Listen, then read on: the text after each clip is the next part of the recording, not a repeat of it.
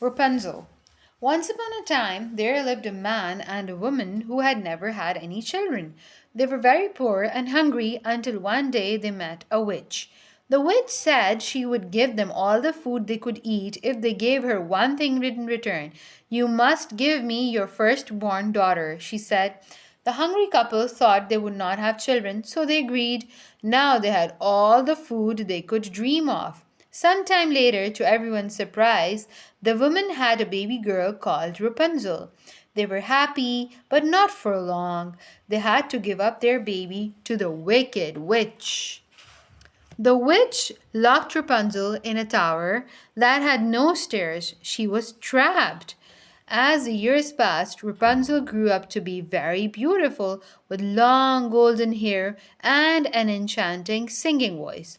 When the witch visited her, she called out, Rapunzel, Rapunzel, let down your hair. Rapunzel's hair was so long it fell to the ground so that the witch could climb up to the top of the tower. One day, a prince passed by and heard Rapunzel singing. He saw how the witch got inside the tall tower and waited for her to leave. He then called up to Rapunzel, Rapunzel, Rapunzel, let down your golden hair. Rapunzel was very surprised when the prince climbed into her tower. He told Rapunzel he had fallen in love with her singing and that he wanted to rescue her. Before the witch came back, the prince climbed back down Rapunzel's hair. He promised to return and rescue her. The next day, Rapunzel said to the witch by accident, You are so much heavier on my hair than my prince. The witch was angry. She chopped off Rapunzel's hair and banished her into the wild woods.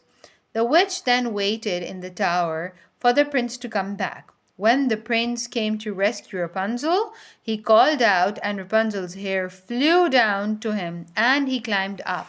But when he reached the top, he found the witch holding on to Rapunzel's chopped off locks. He fell forwards with shock out of the tower.